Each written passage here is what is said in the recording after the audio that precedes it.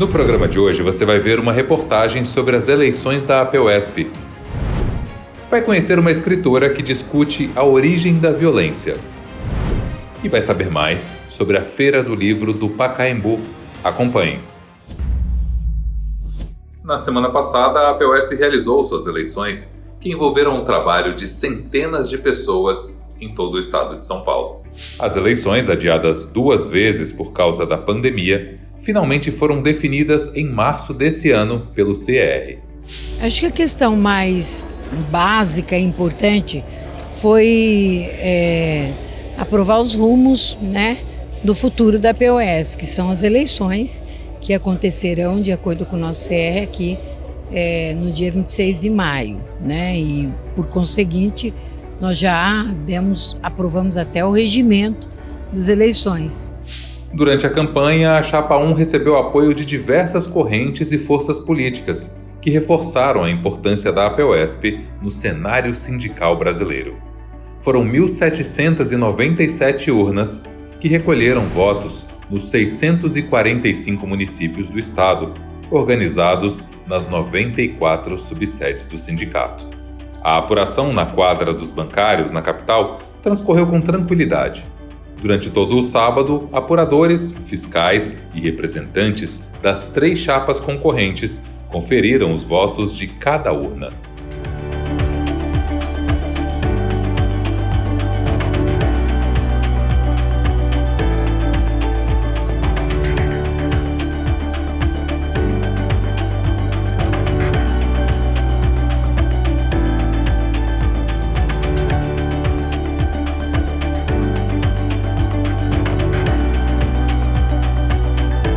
Era quase madrugada de sábado, dia 27 de maio, quando saiu o resultado final das eleições do maior sindicato da América Latina.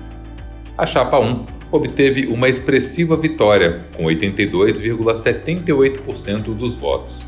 Mesclando experiência com renovação, consolidou um trabalho que vem sendo realizado há várias gestões. A APUESP tem uma história de luta e de democracia interna, E agora também tivemos que sair a campo para defender a democracia no país. Para nós, a democracia é muito cara. E a participação de mais de 50 mil professores no pleito do eleitorado da APUESP, demonstra a força desse sindicato. Então, um orgulho muito grande, não só para mim, a Bebel, que é nossa presidenta e vai estar junto presidindo o sindicato, toda a direção que foi eleita hoje, todos os conselheiros que foram eleitos hoje, tanto estaduais quanto regionais, para representar uma categoria tão importante, para representar a educação do estado de São Paulo. O que eu posso dizer é que a gente está com muita fé, muita força, muita vontade, muita esperança, mas é esperança na filosofia do Paulo Freire, como nós aprendemos com o Paulo Freire, que é de esperançar. Que não é esperança sentado, é esperança com ação. Então nos esperem nas ruas, porque nós vamos exigir os nossos direitos. Para a presidenta da APUESP, professora Bebel, estas eleições marcam o início de uma nova forma de gestão dentro do sindicato. Essa chapa ela não tem mais, como é que eu diria para você, ela não tem mais um ator central. Tanto que nós temos um primeiro e a segunda presidente. Temos o primeiro secretário-geral, segundo. Todos os adjuntos se transformarão, nós vamos mudar, porque nós entendemos que não pode ficar um trabalho muito focado só naquele que é titular. Tem que, não dá certo. Eu tenho dito o tempo todo, nós temos que pensar uma forma da diretoria que ela seja horizontal e ela seja vertical e horizontal, o que eu estou dizendo. Você tem que ter algo que dialogue com a sociedade também. Isso eu consegui com a minha gestão. Esse é o meu trabalho. Esse é o legado que eu vou deixar. Tenho certeza que eu deixei. Eu trouxe para os grandes movimentos de massa pais, professores, alunos, funcionários, enfim, moradia, mulheres, LGBTQIA+, e não tem nada a ver com o meu mandato. Tem a ver com a lógica que eu comecei a ver que esse Estado, esse país tinha que ter, que era exatamente uma lógica de ter a pauta da categoria, mas que a pauta da categoria dialoga com todos os segmentos da sociedade. O nosso programa saúda a nova direção e deseja muito sucesso no enfrentamento das demandas que tanto afligem a categoria. No dia 16 de maio, o programa Educação na TV veio até a Livraria Simples para uma conversa com Luísa Romão, vencedora do último prêmio Jabuti de melhor livro do ano, com a obra Também Guardamos Pedras Aqui. Eu lembro que a primeira vez que eu li a Ilíada, que é o livro que de certa forma eu me baseei, né, para escrever o Também Guardamos Pedras Aqui, eu lembro de ter sido atravessada por uma sensação de horror. De perceber como que a literatura ocidental, né, como que esse poema que de certa forma fundamenta toda uma tradição literária, ele é muito violento, né? É um relato, mais do que um relato de uma guerra, é um relato de um massacre. Os gregos foram capazes de... Eu tinha essa imagem da Ilíada como uma grande muralha em que cada verbo era uma pedra, né? E que esses verbos eram formas de infringir dor, infringir sofrimento ao outro e à outra. Então, eu me deparava muito com essas pedras. Para mim, a palavra, ela também é uma pedra. Então, acho que, por um lado, essas pedras simbolizam o arquivo colonial, né? São os monumentos, né, que até hoje se erigem aí nas vias públicas, nos nomes de homens muito violentos que ainda batizam estradas, viadutos e tudo mais.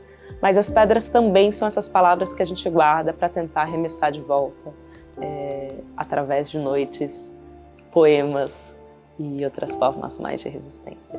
Me interessa pensar também como que a literatura, muitas vezes ao longo da história, ela também foi utilizada como um locus do poder, né? Como uma forma de dizer, isso sim é literatura, isso sim é conhecimento, e o que não está dentro desse perímetro não é considerado arte, ou enfim, né?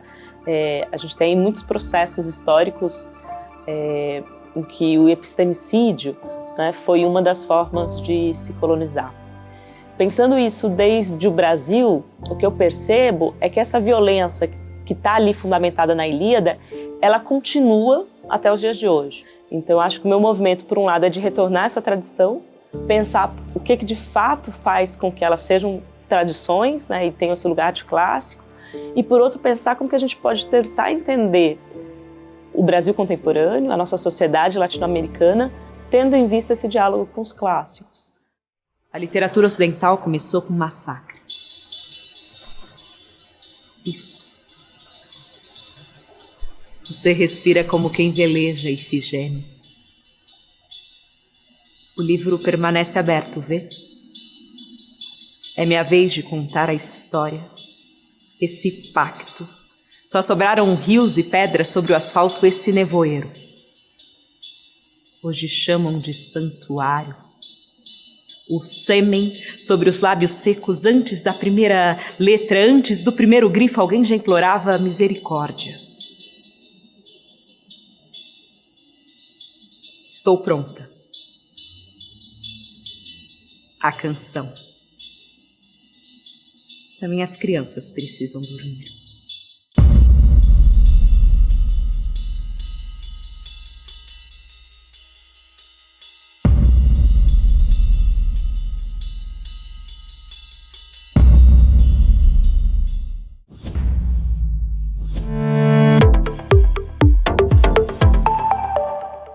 A Feira do Livro abre a sua segunda edição na quarta-feira, dia 7 de junho, e vai até domingo, dia 11.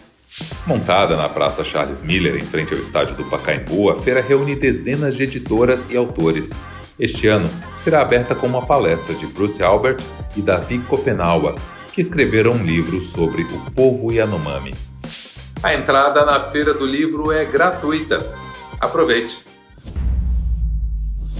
E o Educação na TV fica por aqui. Outras notícias sobre o mundo da educação você acessa no portal ou nas redes sociais da APOESP. Até a próxima semana.